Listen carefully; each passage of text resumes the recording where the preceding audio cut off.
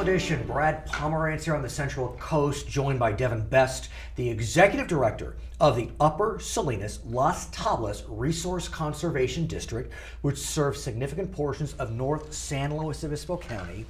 I'd like to talk about a fish. Not the smelt, talk about the steelhead trout. Tell me about this fish, and why is it that it is seen as such a harbinger of ecosystem health? Well, it's a keystone species. Which means? It's pretty high up in the ecology. It as a sort of a benchmark of water quality, water health, watershed conditions. When you see populations of steelhead starting to decline, it shows you that overall your watersheds aren't functioning properly, are in poor health. An example of that is a watershed that's highly urbanized, lots of pollution coming into it, probably won't be able to carry a whole lot of steelhead. Recently, I did a documentary about the Los Angeles River. Right. Many Angelinos don't even know there's a river in Los Angeles that had been channelized, but they're now looking to revitalize it. And I spoke with so many folks that are part of that revitalization effort, and everything they said is, we're waiting for the steelhead to come back. It's like that's the moment when they know something's working. And it's because, like you said, it's a keystone species. Yes. So in the Central Coast, very similar. Actually, the cutoff line between threatened and endangered is right here on the Central Coast. So in the Federal Register, all of our species of steelhead are considered threatened. Which is lower level of risk of endangerment. Then you go into Santa Maria River and south, and they're listed as endangered. I see. And so at that level, I mean, every little thing that can happen might actually be to the point that the species goes extinct. So for the folks in the LA River, anything they can do where they might actually see one fish that returns is a sign that their watersheds are actually starting to become healthier. So what are we seeing here on the Central Coast, specifically above Santa Maria? Yeah, well, and here specifically with the ongoing drought, and I am saying ongoing because yes, a lot of people did get some rain. We'll talk about it. Yeah. For the steelhead in this area, we didn't get what we needed. And what does that mean? We just didn't get the rains in the way that we needed. Not enough of them, not enough energy behind them. They did flow. The creeks did kind of recharge a little bit. But you know, again, after several years of being in drought, not having the amount of water to come through, we're seeing pools, but there's just not a lot of fish in those pools. Any steelhead trout? There's some out there, but there's just a lot fewer. There's times where we'll be walking around and you go to a pool where you would normally anticipate a lot of little juveniles. And what does a lot mean? Probably a dozen or so, maybe 2 dozen. Now we're seeing maybe a couple handful, or if any at all sometimes. Any adults? Not during this time of year, but they have apparently come in during the winter storms. What's their life cycle? So normally what they do is they come in during the winter storms from pretty much December until April. They'll come upstream, the adults will spawn, lay eggs in the gravel, and then the juveniles will hatch and then rear throughout the summertime in pools or isolated flows of river or streams in this area.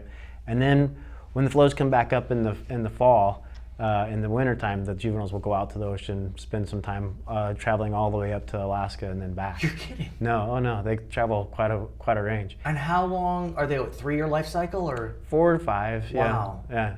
So it's important when we've had several years of drought and the fish can't actually even get back into the stream, they're having to find some other place to go to. And why do they need to be in the streams? That's where they spawn? They return back to their natal stream. So that's part of the key part of this folks in LA River are saying is, and for us as well, if you're doing watershed restoration and you're improving the habitat, then between these sort of stochastic events of droughts. Stochastic means? Big impacts in a life cycle sort of.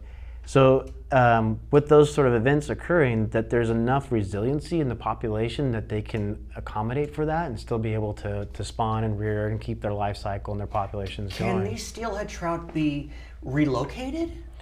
Not really. You can't take a batch and put it into a pond and hope they do well. No, I mean, we can, but that's the whole point. We're trying not to, because the more involvement we have, the less it becomes sort of a wild population. There are instances where we've had to intervene as humans to make sure a population stays alive. If you go and look at coho salmon further up north from us, they're going through a lot of examples of this.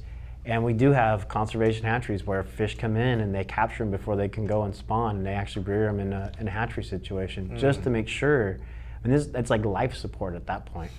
And that's kind of what we were trying to veer away from. We want to be able to create a situation where the fish are able to be healthy and reproduce on their own, not with us intervening. Now, if the populations collapse, what is the impact of that on other species, including humans? Right.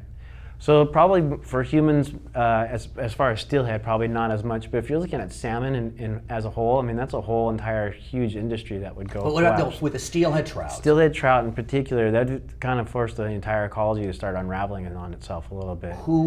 And would bears be impacted? Who specifically? Yeah, I mean, bears, otters, kingfisher, birds, mammals. I mean, all sorts of things that rely on fish for a food base, as well as a lot of things that people don't realize is the fish bring back certain nutrients from the ocean back into our watershed. So as they're predated upon, these mammals that go off into the forest and carry these carcasses and stuff, actually bring nutrients back into it. So it's a full cycle that kind of occurs, and it's unique to us on the West Coast. I mean, you don't really see this occurring probably as much as in the Mississippi Delta area. If their populations collapse, could there be an overpopulation of something because of what they prey on?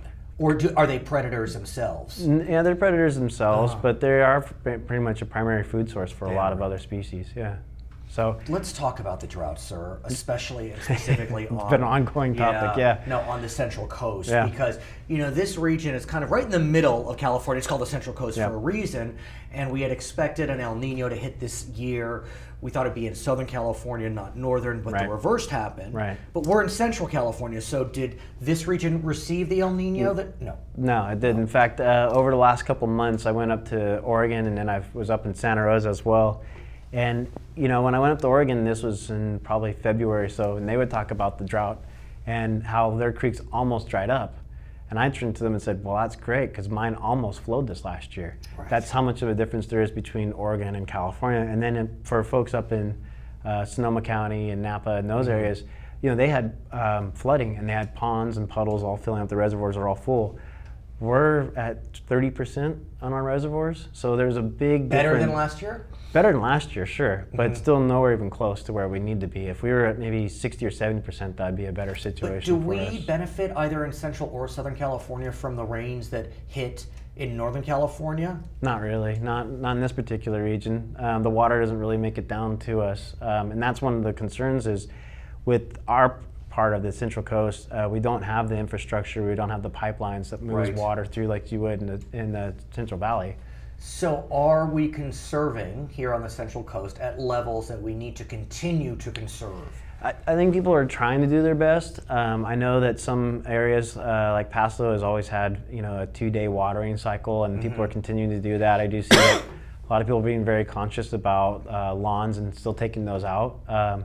I think people are really aware that we did not get the El Nino that we anticipated and are planning for it. But the governor removed the mandatory restrictions, allowing locals to do what they want to do. So are locals here on the Central Coast feeling pressure to remove them or keep them in place? Or? I think for the most part, keep them in place. Because because the governor does that for the entire state on a regional scale. I think we all recognize that we are unique. We are not we're sort of an anomaly in that situation because if you go from here south, Santa Barbara and Ventura County and even northern part of LA County, if all are going through the same things that we are in Salinas-Las Tablas County, we're still in the red zone. We're not out of it yet. So although the governor may have lifted those restrictions, I know that a lot of people are really in the communities and the CSDs are really still trying to implement a lot of conservation practices. So. His name is Devin Best. He is the executive director of the Upper Salinas-Las Tablas Resource Conservation District. My name is Brad Pomerance, coming to you on the Central Coast. You are watching Charter Local Edition.